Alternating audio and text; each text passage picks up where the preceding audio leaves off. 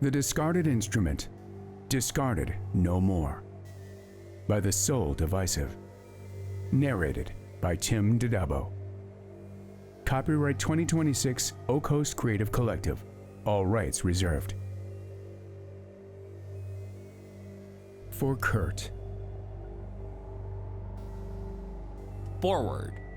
Narrated by the author. In early 2023, I received an opportunity to create a full piano version of the symphonic album Music of the Spheres by Martin O'Donnell, Michael Salvatori, and Sir Paul McCartney.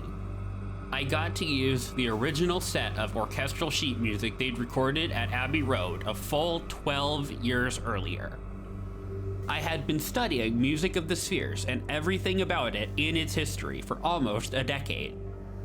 In my time working with this album, I've gotten to work with many facets of its original creation and several of the people involved.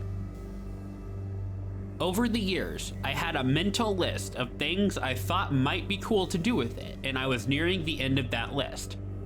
However, there was one item left. Music of the Spheres was going to have a mobile experience with the story written by the lead composer, Marty O'Donnell.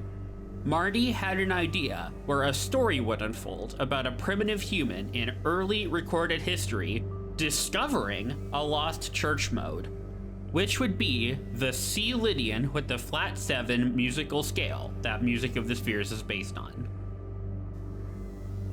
Naturally, I had to circle back around to this and do something with the idea.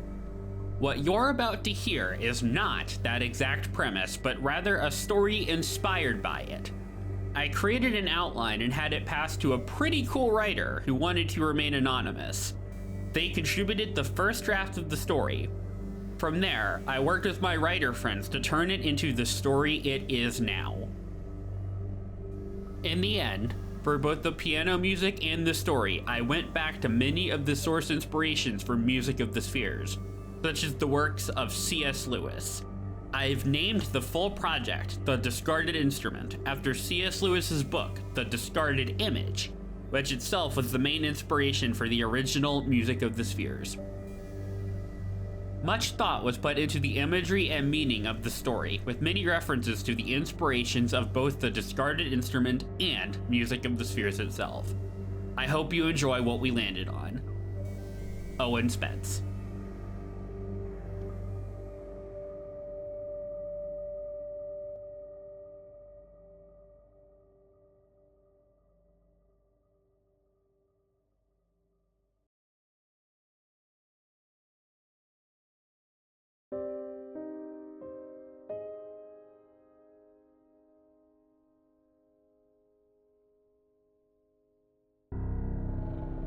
The Lunatic.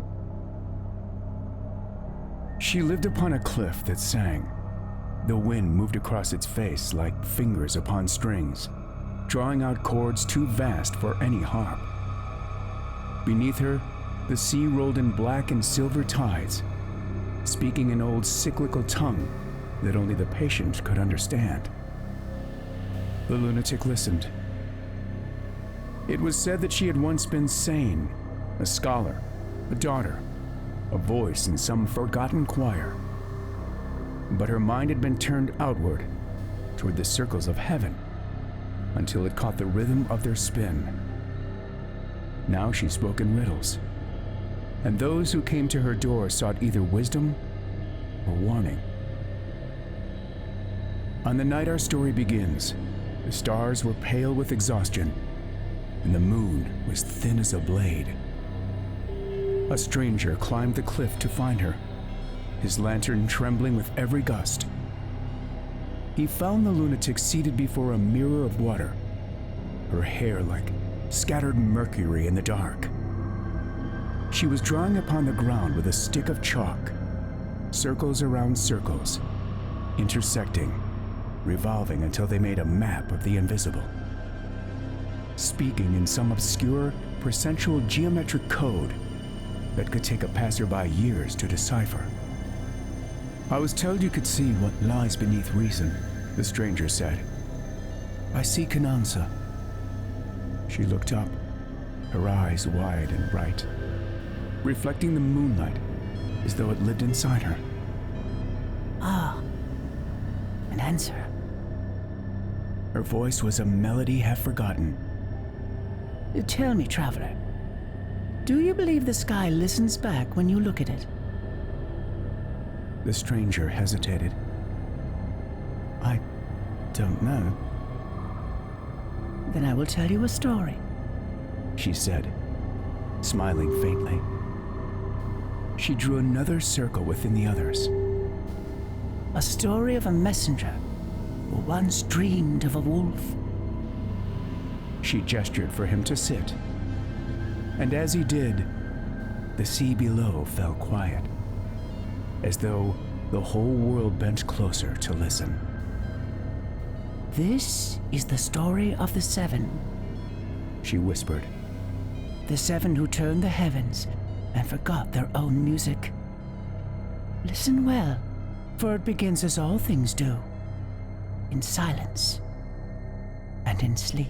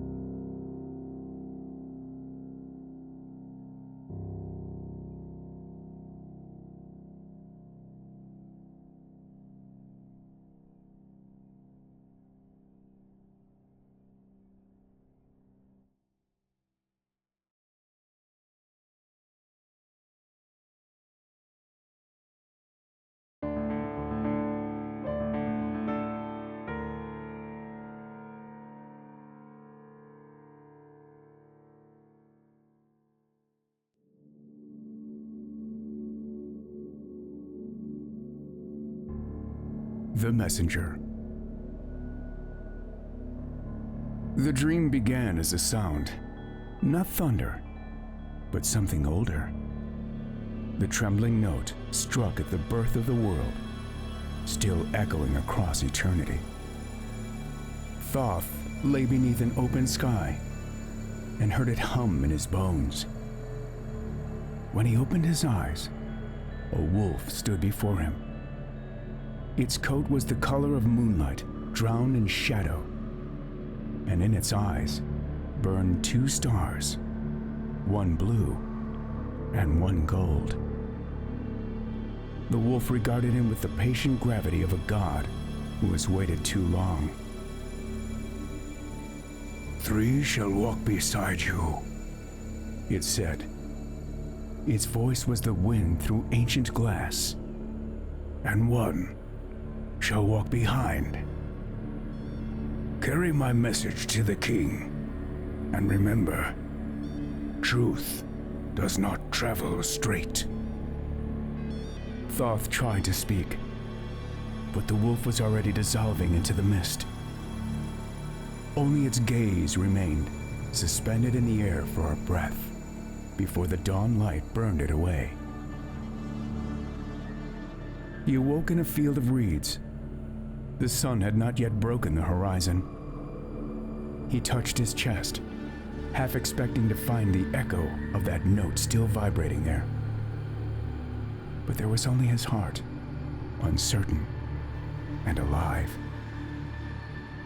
He rose, gathered his satchel, and began to walk. His path wound between rivers that glittered like veins of Mercury, through ruins whose stones hummed faintly when touched.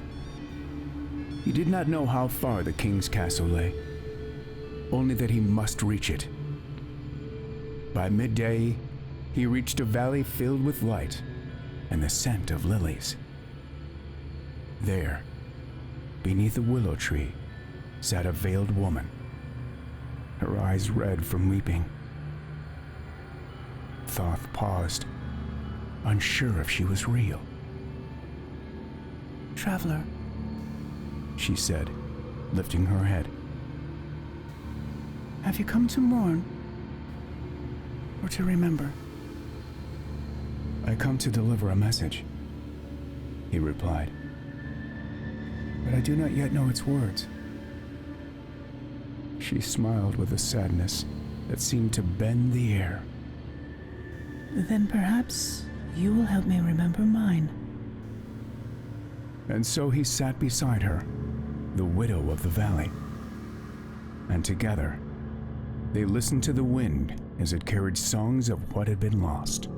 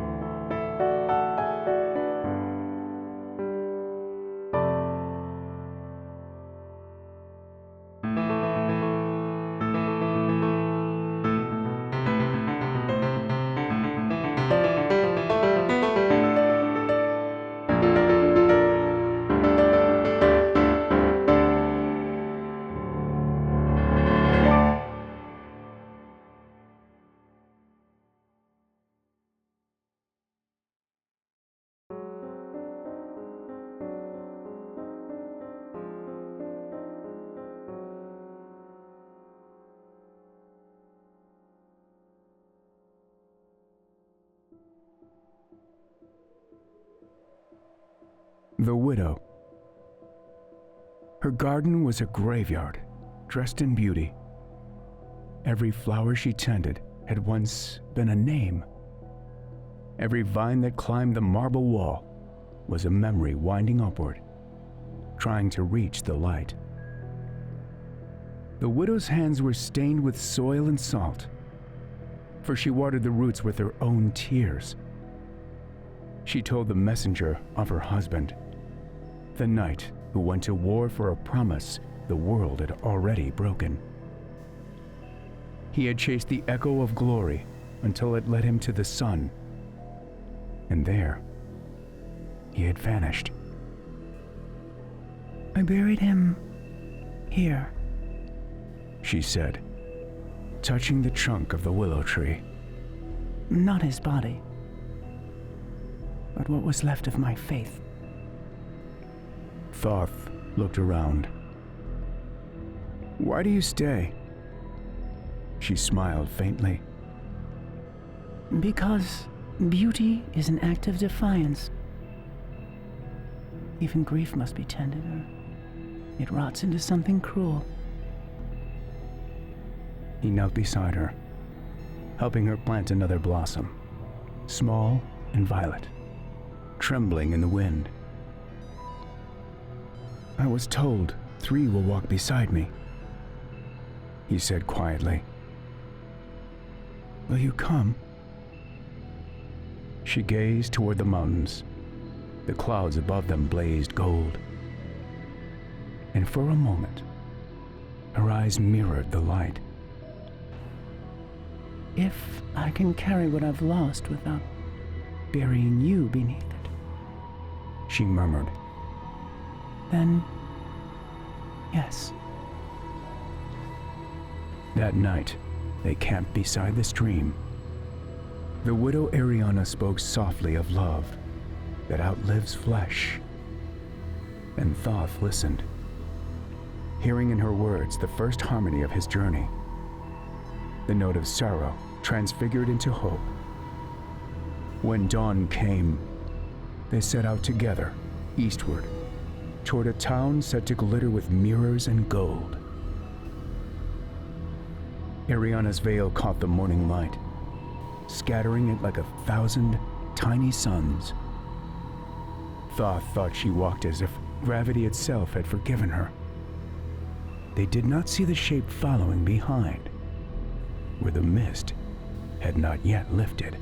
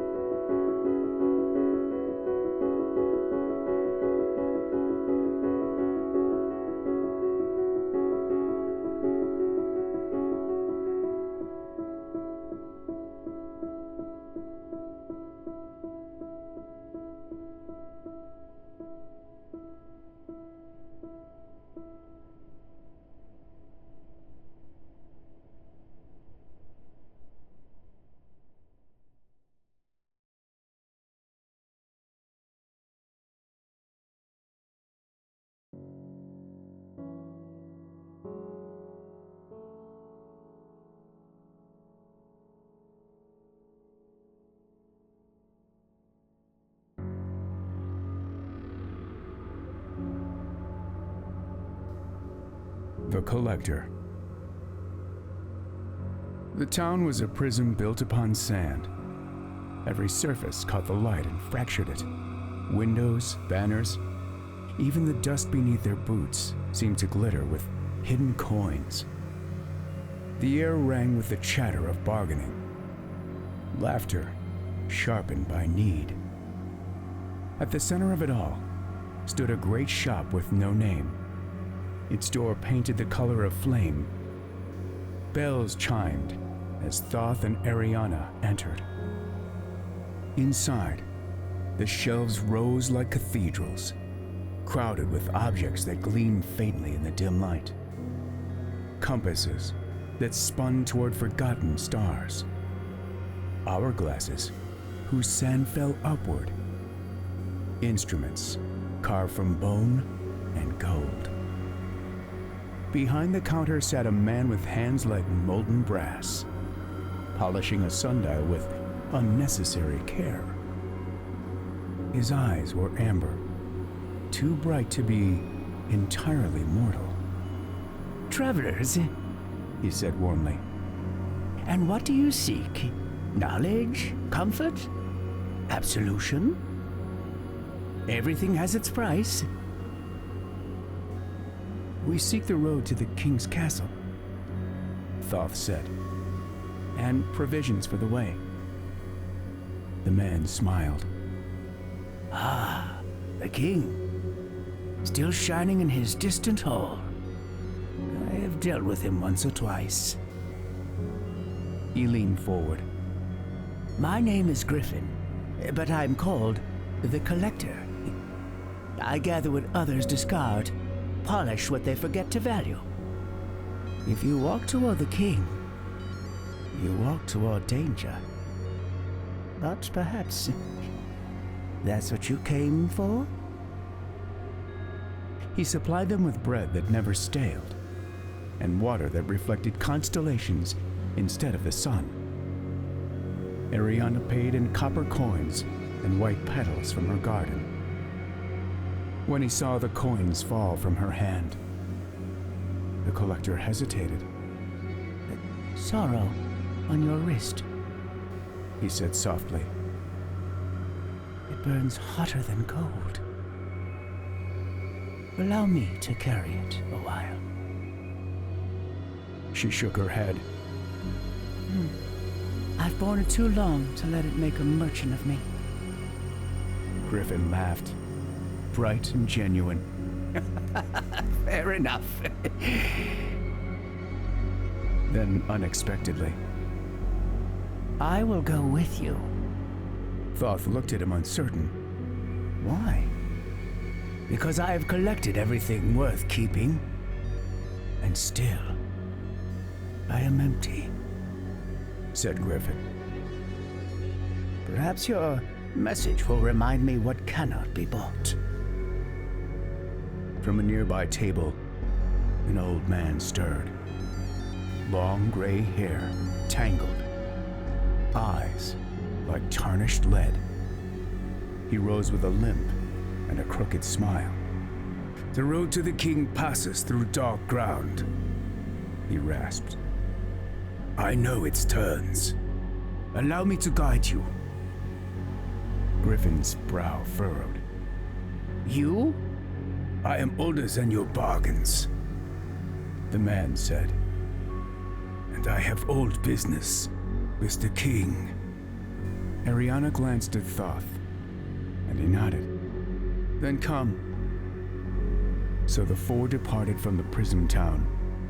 The messenger Thoth, the widow Ariana, the collector Griffin, and the stranger, who named himself Myrtrid.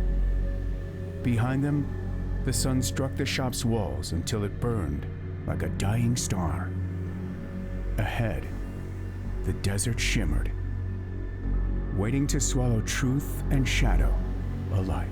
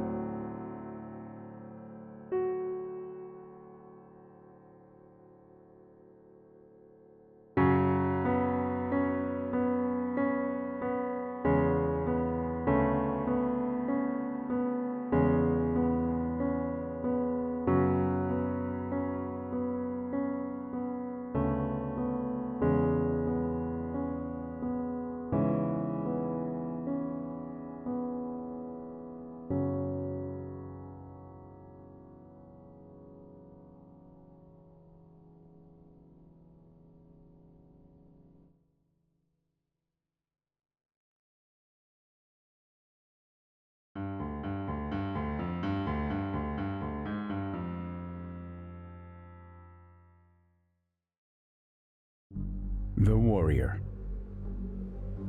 They reached the castle by twilight. Its towers rose like lances from the plain, their stone blackened by age and war. The banners upon its walls stirred faintly, showing the symbol of a lion devouring the sun. As they crossed the outer field, they saw the scars of countless battles, cracked earth, broken helms, swords rusted to the soil. At the gate stood a man in crimson armor. He was tall, his presence heavy as gravity, and the light seemed to bend around the iron of his helm. In one hand, he carried a great spear. In the other, silence. "None enter the king's hall untested," he said. "Name yourselves." "I am Thoth," said the traveler. "These are my companions. We come to deliver a message to the king." The warrior regarded them, eyes dim behind the visor. "Then prove your worth. Strike me 3 times, and the gate shall open." Thoth drew a dagger of silver glass. "I will try." The first strike came swift as thought. He darted in, faster than sight, his blade scraping the warrior's shoulder before he could react. Sparks flew. The second came not from him, but from Griffin. The merchant emptied his pouch, flinging coins into the dust. They fell ringing, a cascade of brilliance. The warrior's gaze faltered, drawn to the glitter, and Thoth struck again. The third blow belonged to Ariana. She stepped forward, lowering her veil. Her eyes caught the dying light of day, and for an instant, the warrior hesitated. Stilled by beauty, by the faint memory of a life before the sword, Thoth struck once more. His blade halted at the man's throat. The warrior let his spear fall, metal groaning against the stones. Then he knelt. 3 blows for 3 truths," he said, voice soft with exhaustion. "Speed, cunning, grace. I see the world still remembers them." He removed his helm, revealing a face lined with weariness rather than cruelty. "I am the king's champion. Thou. And now they are fallen. I am free." Thoth offered his hand. "Will you walk beside us?" Thel looked upon the dying sun. "I spent my life defending the throne. Perhaps it is time I defend something smaller." He clasped Thoth's hand. "Yes." Behind them, Mildred smiled faintly. The last light of the day caught his eyes, and in them burned not warmth, but reflection.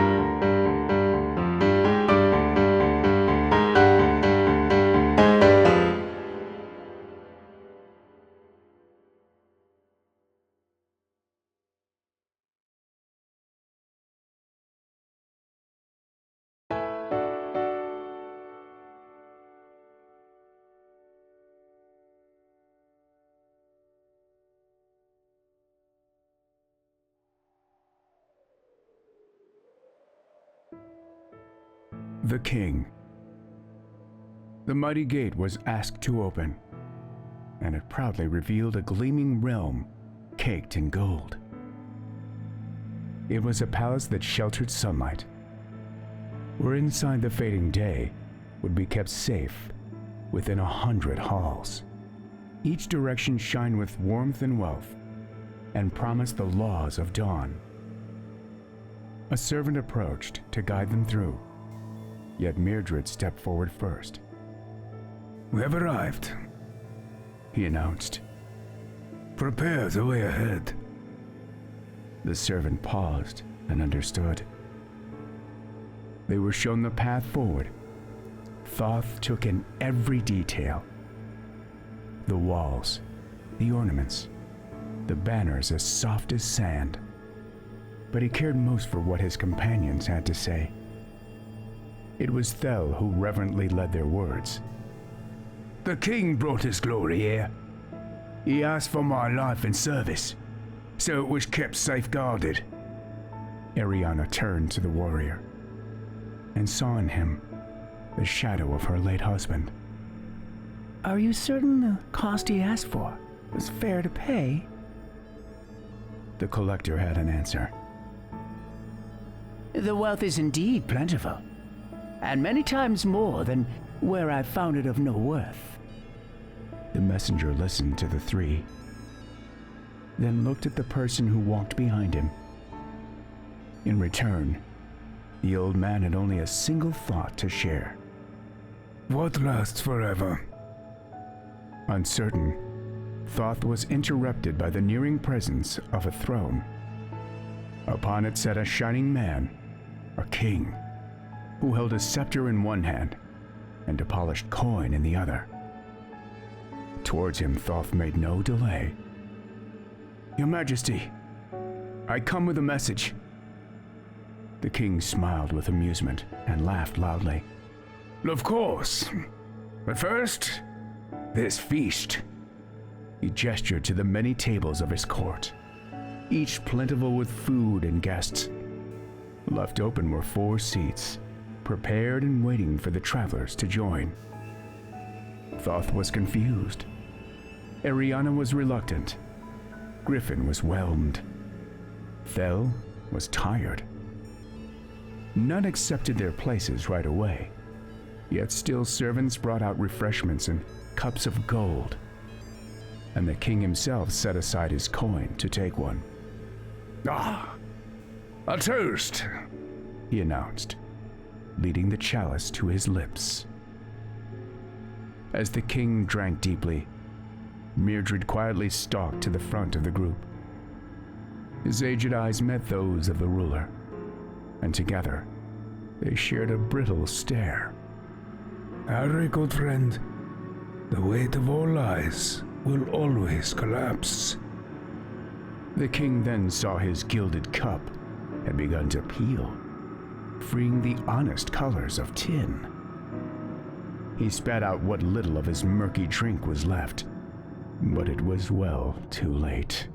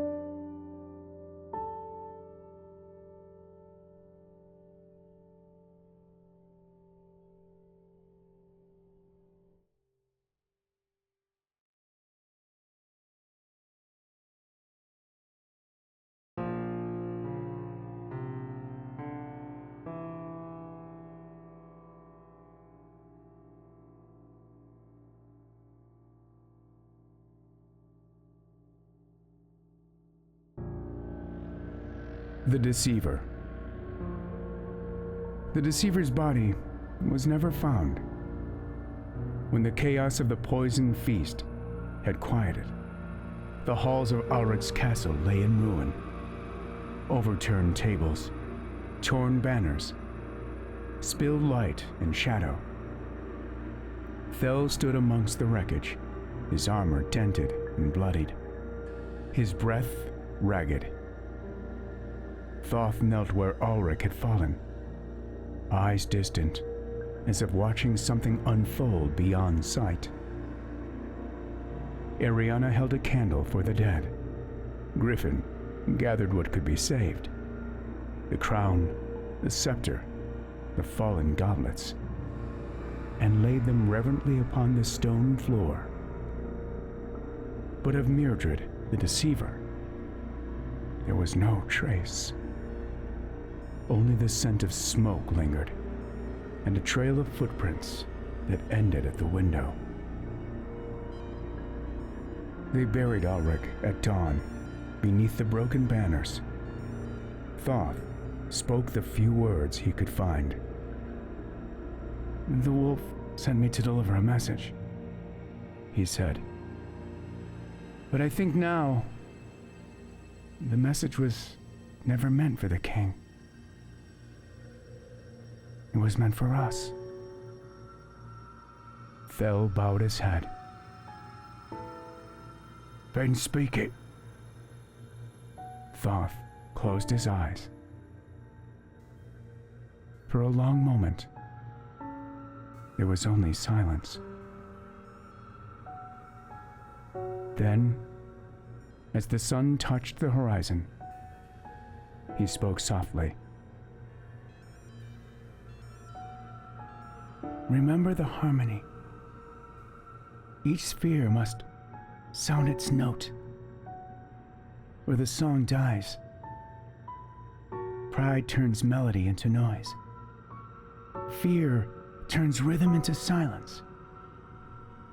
But together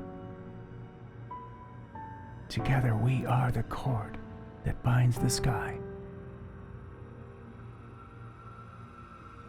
His voice carried, rising like wind through broken stone.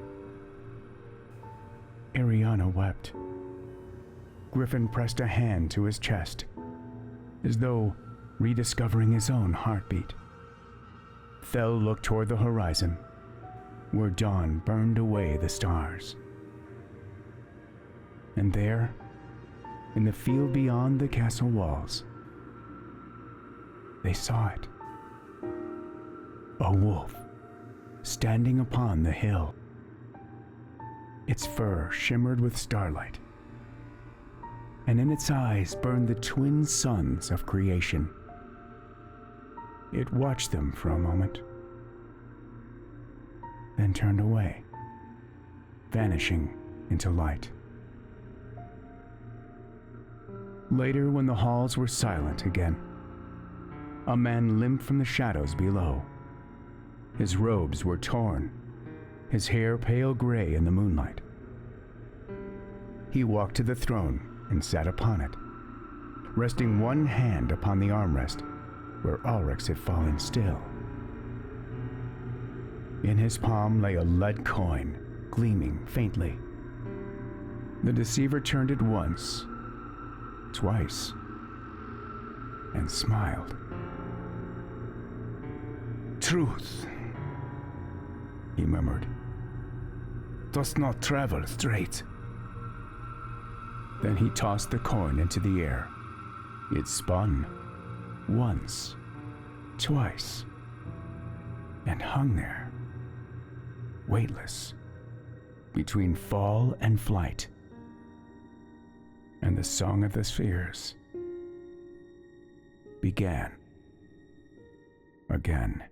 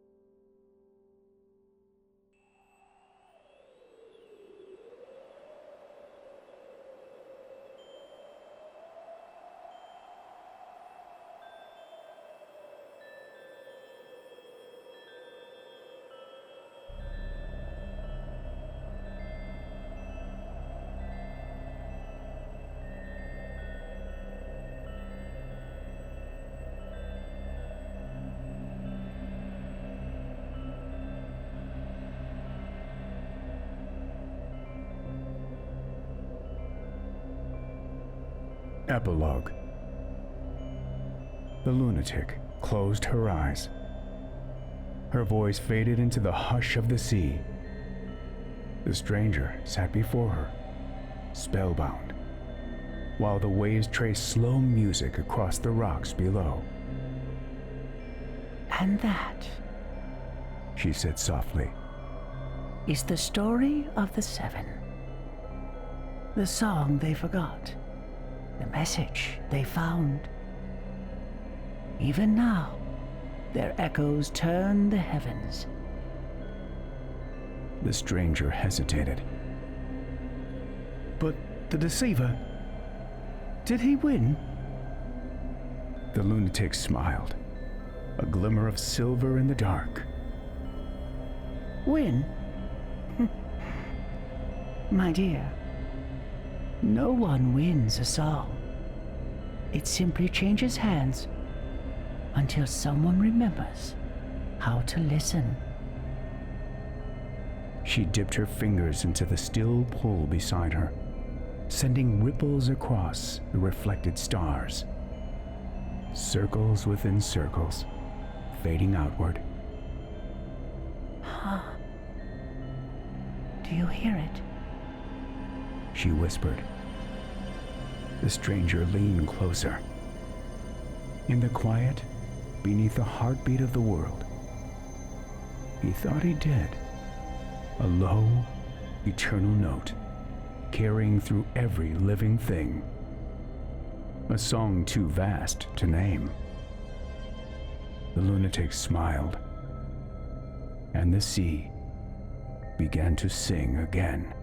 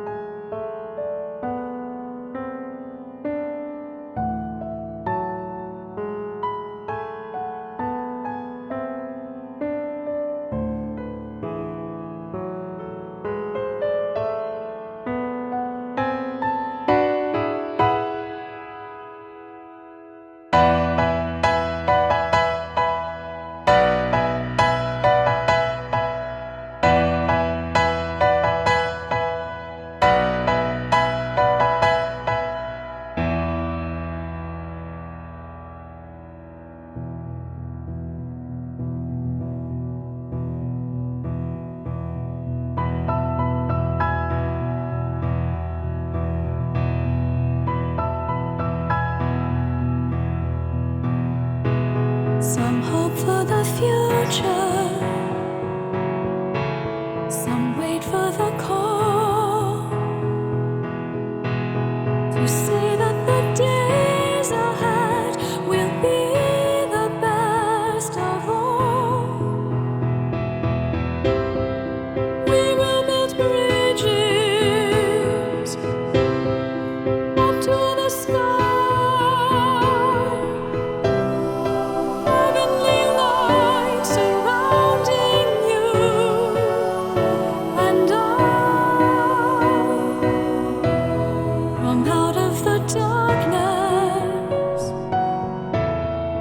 Future will come if we leave the past behind. We'll fly beyond the sun. We'll be together,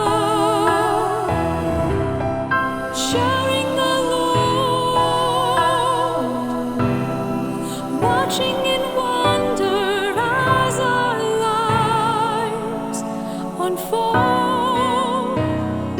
Hope for the future, it's coming soon enough. How much can we achieve? Hope for the future, it will belong to us if we believe, if we believe. Hope shines brightest in the dark when nothing's ever seen. Lighting undiscovered places no one's ever been.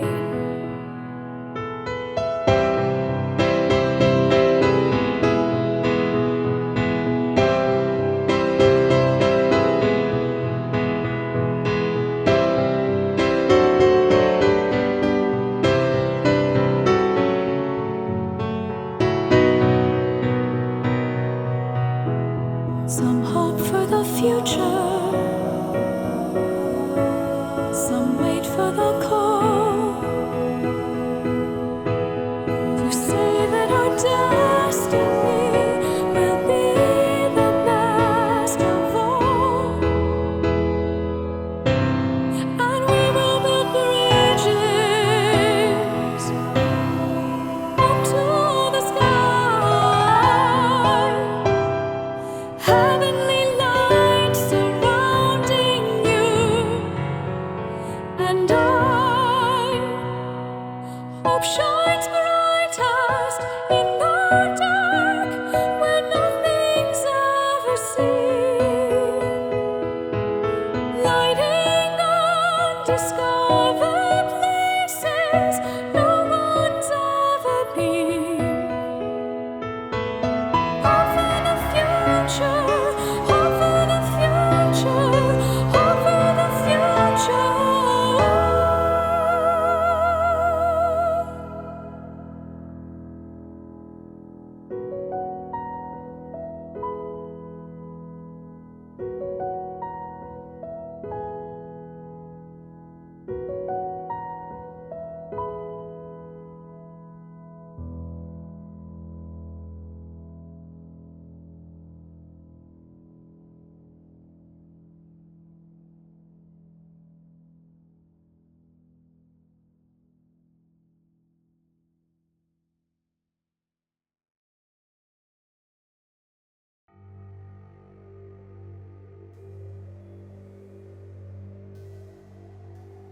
Contributors listed alphabetically: August Anderson, Matt Farrell, Morgan Reed, Owen Spence.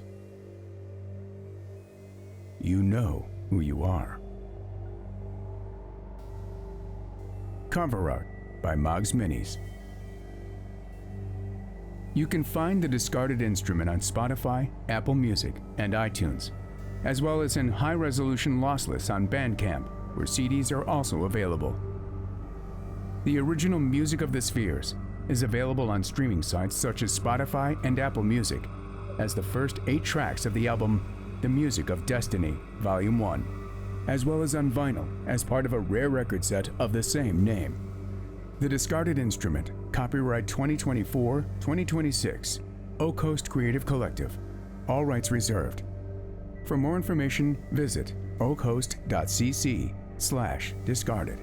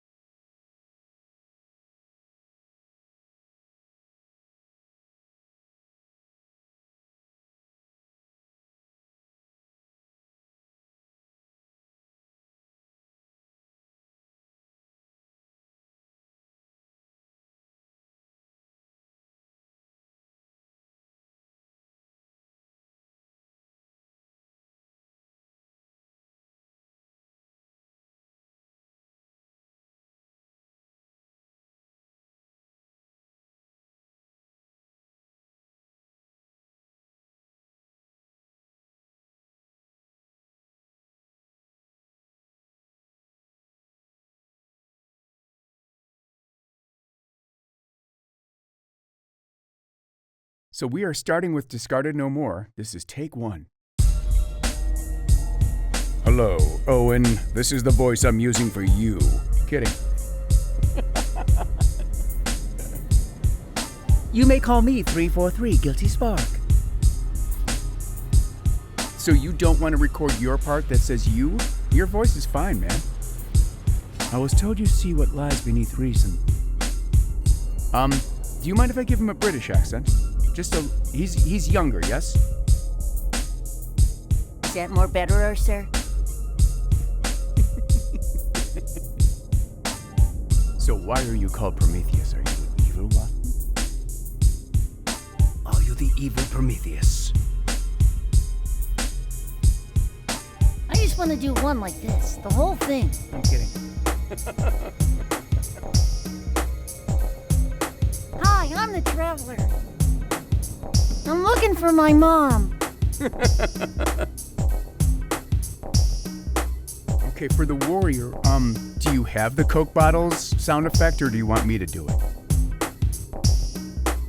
Warriors, come out to play! You punk kids, you don't know that movie. It's too old. We've been together for years. We got married in a beautiful, beachy ceremony.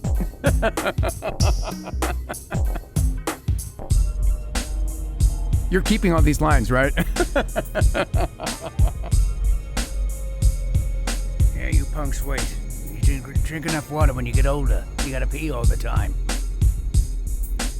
Oh, so you remember the Commodore well, don't you? Yes. I've actually thought about using his voice for the king. Hang on for the helicopter. Oh, sorry guys, gotta go. My ride's here. Kidding.